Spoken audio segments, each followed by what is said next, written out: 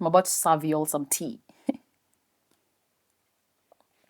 Okay, not really. Like this is real business. For the longest time, it did feel like my sad was more sad than the usual sad. When it rained, it definitely poured.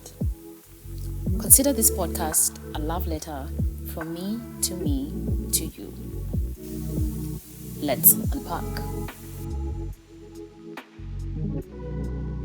We've experienced university, as I said in the previous episode, and my like not through the struggles of like financial struggle, being not being able to pay like fees like quite comfortably. I think I joined uni, and then I feel like I took a bit more time than other people. I also feel like a bit in between. I was going through a heartbreak, so I took like a semester break.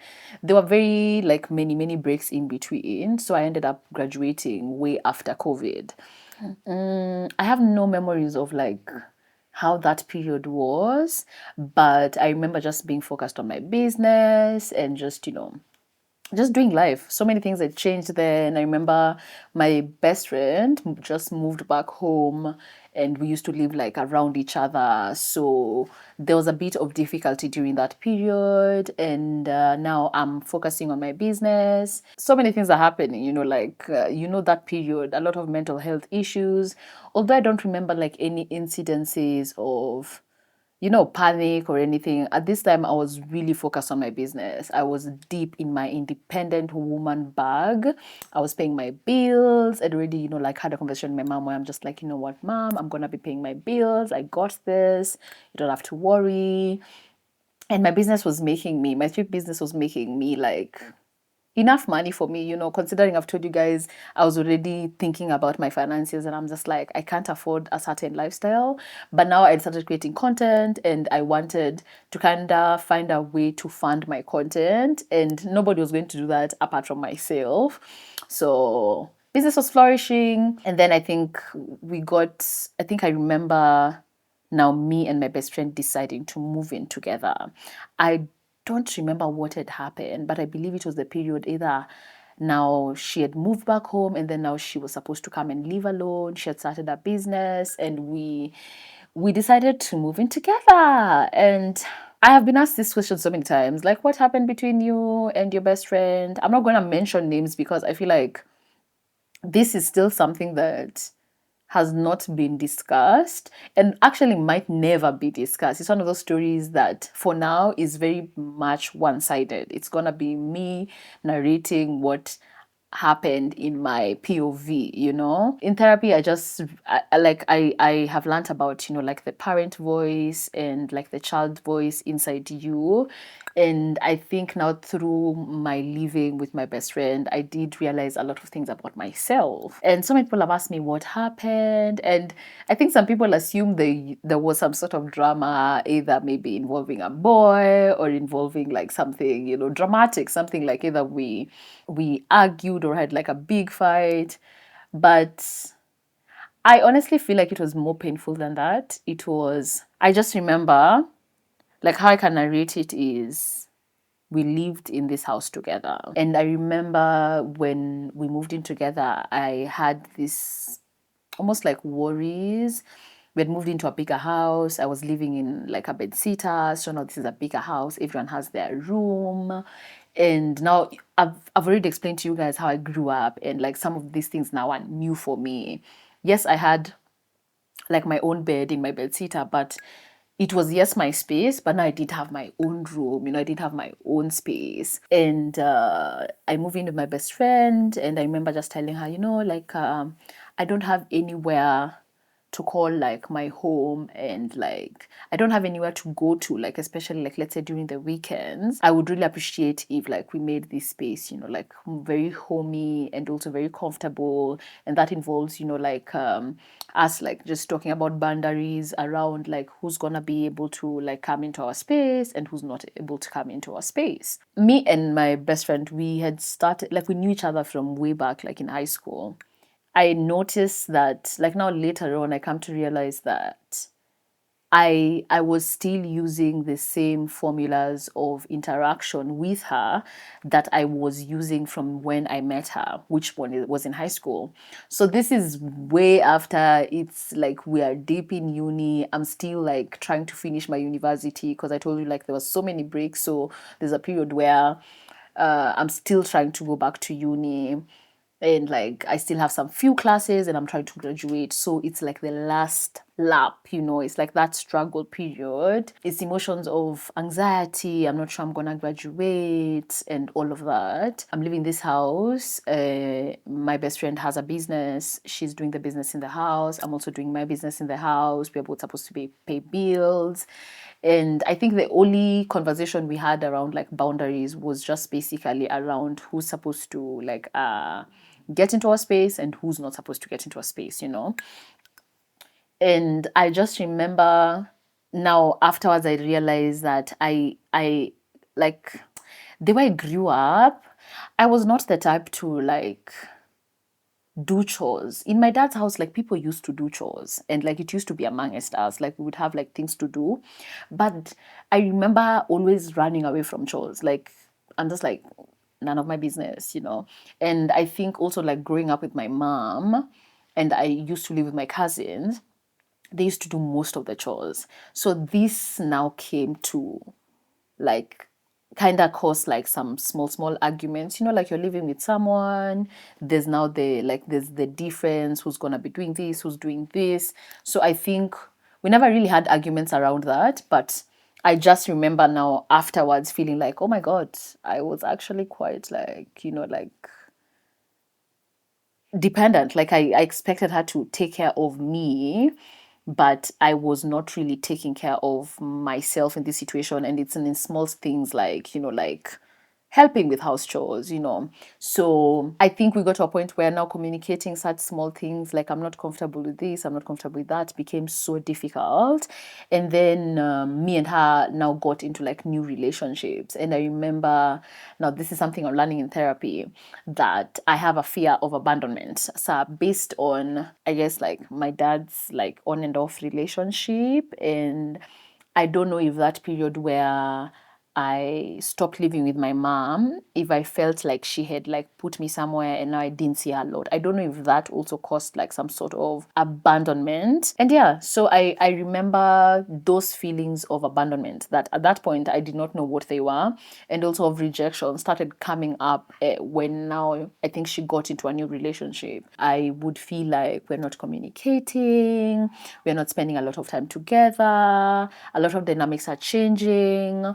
And now this being the person that I would confide in and I would tell like the most like minute of things, it became difficult to communicate with this person. We both, like I feel like we both didn't also know how to communicate or where to find like these communication skills or what actually the problem is.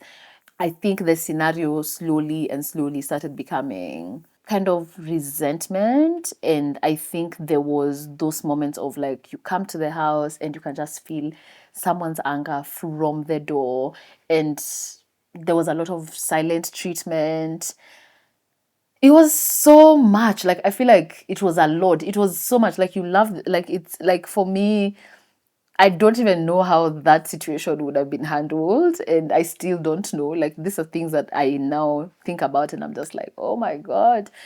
That was a very weird relationship, especially for someone who was my best friend, someone that I shared like a lot of things that had happened to me. Like we had bonded over like trauma, over like happy things, over our dreams in the future. Like this is someone I told I want to start a podcast one day. That was a very difficult moment for me. And we are also like, I feel like I'm also quite restrained in terms of financially. I've just moved from this bed sitter. We're both here to support each other, but it felt like there was that support wasn't there. I don't really know her side of the story, but I remember also feeling like it was a familiar environment. And by familiar, it felt like me as a child living in my dad's house and my emotions not being able to be handled well. At that point, I feel like I did think that it was something that was on her, or how she reacted, or how she was handling things, or even who she was as a person. But then now, looking at it right now and knowing what I know now, having gone to therapy, I realize that I had already created a pattern of self abandoning. And that pattern, especially in a setup where you're living with someone, it kind of spills over, and it just becomes very uncomfortable living with you, because why are you mad all the time?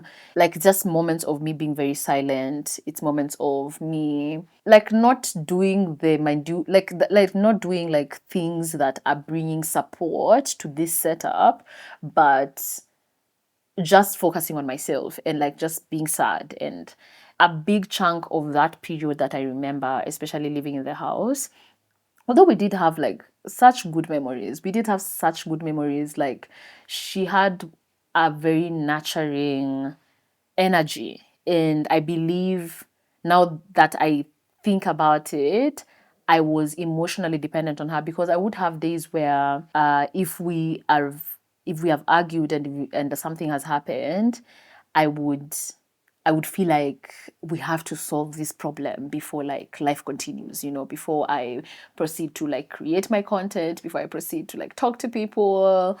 So there used to be those feelings of that. And also the fact that every time I would express, I'm just like, why does this feel like when I was a child? And I just feel like so restricted, because I would spend so many days now just locked in my room, and I'm just like, I'm not even leaving this room. It's not feeling like a safe environment. And I think that was just my inner child locking herself in and like crying. And I some of these emotions, I do not understand where they came from, but I do remember experiencing like such crazy anxiety. I don't know if anyone of you has gone through something, and I don't know if you've gone through like a breakup, but whilst in the relationship. And that is how that experience was. So I would have mad anxiety. I'm telling you, mad anxiety. And this anxiety was so bad. I feel like this is the time where I faced the craziest amounts of anxiety. I would wake up at night in pain. My whole body's in pain. They didn't tell me anxiety like shows up in your body and like you feel physical pain. And I remember there was this one time I woke up and I was feeling like I'm having a panic attack. I even went to hospital. I called my mom. I'm in hospital. And then I go to hospital. I'm just like, something is wrong with me. Like, I am not feeling okay. Like, something is inside my body and I can feel it. And the doctor is just like, you're just stressed. You just need to go and lie down. You need to rest. My self abandoning showed up in so many ways, and I would stay for so long without eating. I'd go a whole day without eating, like just drinking water, maybe just taking a cup of tea. And some of these things I only noticed like after I moved out of that house and I'm in my own house, and I'm just like, oh my God, Samantha, you don't even be eating. Like, don't you like yourself? Like, I had to have such difficult conversations with myself and just think, like, this is what you are bringing to the table, which is like nothing. It's just like pain, trauma, PTSD.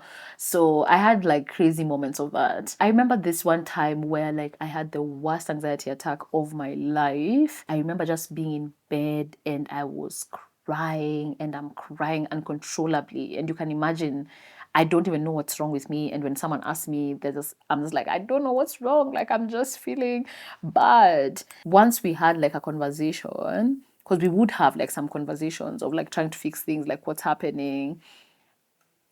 I think maybe they never went anywhere because we're not really communicating in a healthy way. And also we're not communicating from a place of understanding what's happening, because I felt like I was relating with that moment of me locked up in my room because she had made the environment not safe. And I was just like, what's happening? Like, you're not understanding me. We're not spending time together. You're always, like you're always spending time with your partner. I'm not important anymore. And it's really giving abandonment issues. Like right now it's giving like fear of rejection. It's giving my brain was telling me things, and my brain was convincing me that, yep, you've lost her, and now it would translate now to my body, and I would cry, and I would feel pain, and I would like just go through like it felt like we were mourning each other, because I do feel like she also experienced her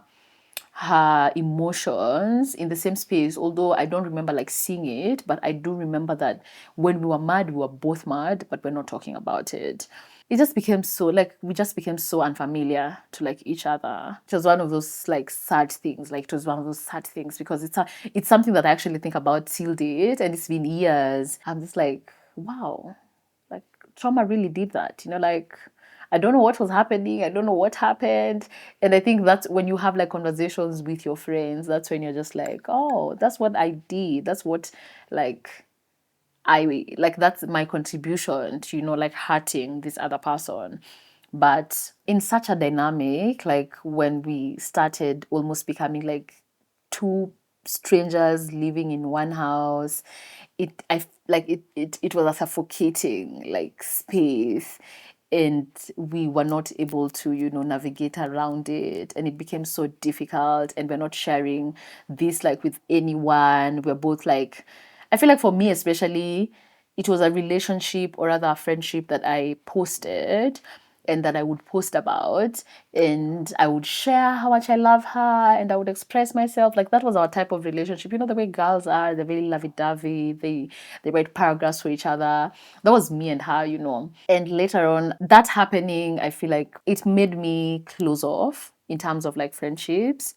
I have struggled with friendships ever since. It's conversations that I've had with now the few friends that I currently have, where I'm just like, I feel like I don't even know how to be a friend anymore, because what happened after experiencing such a long period of negative energy and just negativity, and then coming out of it and realizing how I had like influenced the situation, or what role I had played in this situation.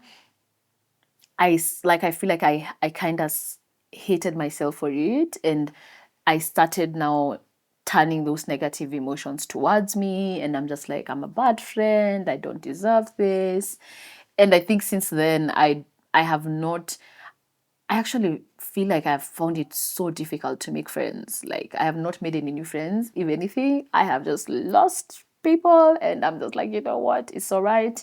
And then I go back, I look at what my contribution was, and I'm just like, okay, maybe that's what I did. Maybe, when people ask me what happened, because I feel like this is not a story that I've ever explained to someone, because there's no story. It feels like there's no story really. It just feels like there was emotions, there was a situation, there was an environment, and I can only be able to tell you guys my part of what I did and what I did not do in that situation, and how it came about. I think this period for me was just full of anxiety. I feel like that was like me experiencing anxiety, straight up. I was just like, this is when I met anxiety in its realness, in its raw form, and I was scared. And now that I think about it now, I realize, oh, I was just afraid of losing this person, and by being afraid of losing them, my brain fed me all these ideas where I saw that this new relationship was, what's the word, was a threat to our friendship. And then I reacted to it. I became very, like very passive aggressive. And then now that became our relationship. And the fact that we were living in the same house, we are seeing each other almost every day, it just became very difficult, and a very difficult space. And yeah, I think at that point, what happened is I just like in that space, I'm like, you know what, I need to protect myself. I believe I'm the one who was just like, okay, let's just move out, when we do. And when we did move out, we never really got, like, we used to have conversations, but I think we never used to get solutions. Like there was like I like I feel like you can't really solve a problem if you also don't understand the role you played, and also the other person does not understand. So you can't even come together and be like, oh, I'm sorry for this, and the other person be like, I'm sorry for this. So that never really happened. Instead, I just remember seeing her that last day, and I can't even remember the last words she told me. And it was just goodbye and bye bye. And I feel like from then, I've probably seen her only maybe once or twice, but after that, I never saw her again. And I feel like now that one is also something that probably just messed with my brain, because I was just like, what? This person that I have known for like almost 8 years, I believe it would have been like 10 years right now of friendship, and they're now a stranger. I never see them anywhere. We don't share any similarities. We never meet. Even like the random, like, those people you never see. And I feel like that was very, like, just like trauma for me. Just like, what? I can't believe it. And yeah, it did cause some sense of, like unsafety, especially when it comes to friendships. Yeah, I still deal with feelings of, oh my God, will I ever be close to anyone like that? Will I ever, like, am I a good friend? Like, does it mean that the long-term relationships like become so, like, what's the word, so toxic? And what are some of the things that I would have done different? I think you live and you learn. This is something that maybe some of you have asked me about, what happened to you guys. But there was really nothing to say and be like, oh, like, the way people can throw like subliminals and like hint at things. There's really nothing like that. I feel like I just faced a very long period of like hurt and trying to heal from this person. And that's basically it. So yeah, it's just one of those things you really can't explain what happened, but I definitely know something in terms of my trauma contributed to that happening. And yeah, that's the story. I almost wanted to, like, if she ever sees this video, but I'm not gonna do that because I feel like, yeah, if we ever have to have a conversation, and then maybe I could actually even have her here and then we could unpack the friendship together. But for now, that's basically it. Thank you so much for listening. I truly appreciate you guys for taking your time to listen to my stories and also sharing your own. As usual, like, subscribe, and share this with someone you think might enjoy. Thank you so much. Till next time. Bye bye.